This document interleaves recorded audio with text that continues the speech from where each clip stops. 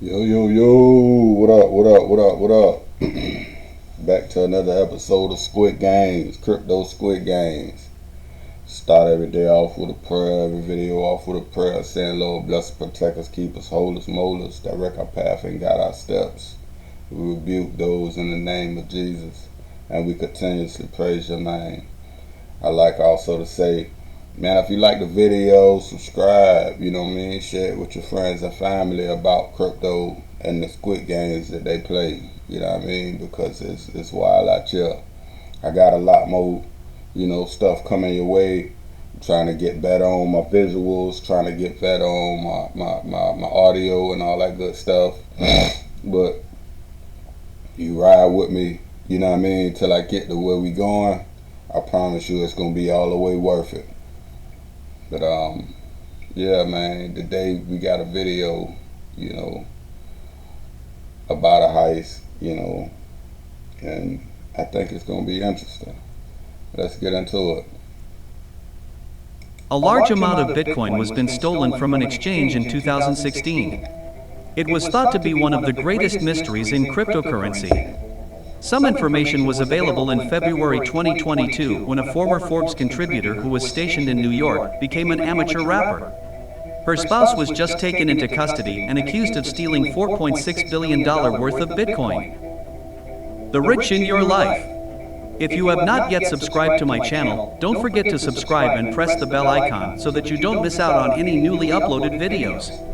The story gets started at Bitfinex, the location from which the Bitcoin was taken.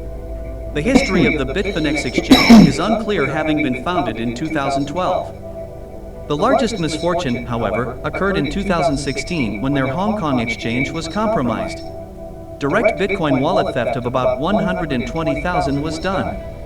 Trading and withdrawals were put on hold and confusion reigned. As word of the breach spread, the price of Bitcoin fell by more than 20%.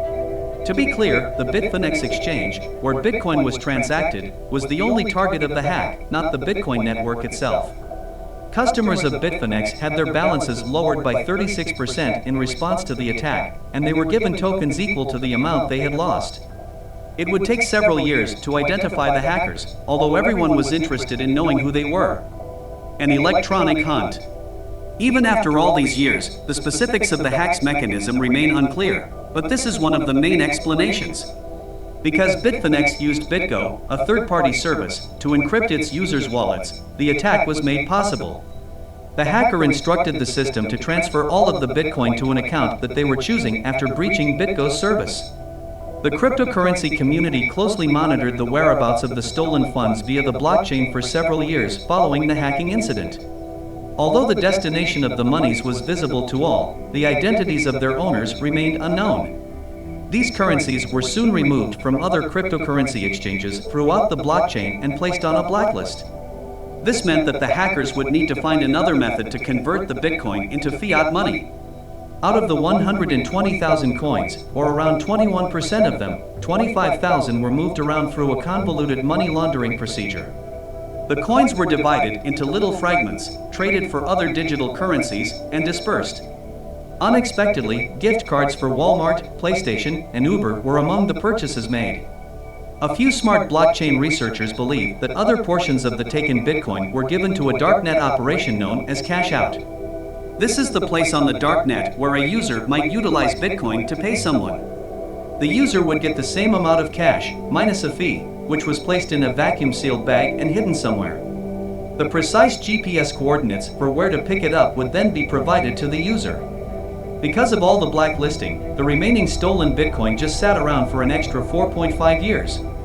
There were simply too many eyes on it to move without taking too much risk. Getting it moving, that is, until August 2021, when a new cryptocurrency wallet unexpectedly received $760 million that had been in the original hacker's wallet. The coins were divided into numerous bits by their intricate transactional technique, yet ultimately every coin movement returned the coins to the same wallet. The money transactions tipped off the authorities, and they began to pursue the matter. Coin movement was tracked using sophisticated technologies such as elliptic. Following an examination, it was discovered that Ilya Lichtenstein, a 34-year-old startup founder, was the owner of the cryptocurrency wallet. The Department of Justice claims that Liechtenstein plotted to launder the money with his 31-year-old wife, Heather Morgan.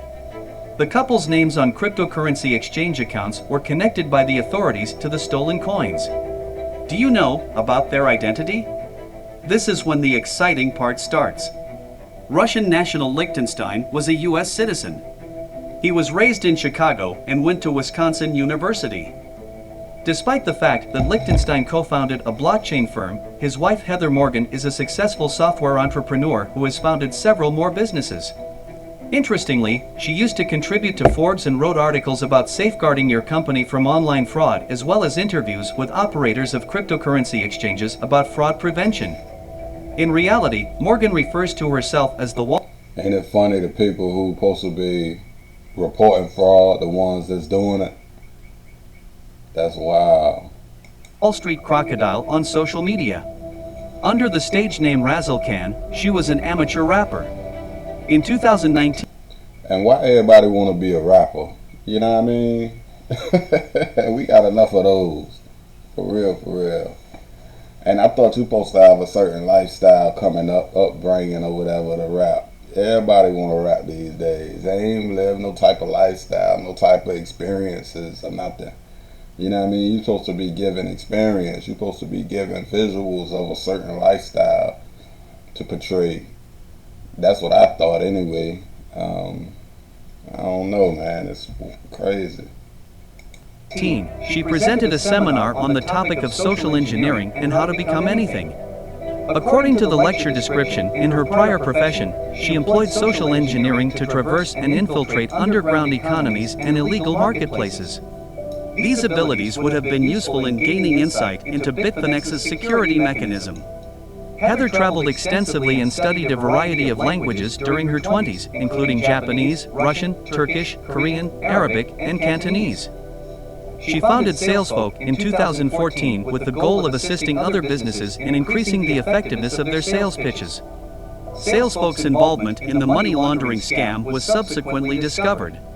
The pair went to Ukraine in 2019 in order to make up a passport and an imaginary identity.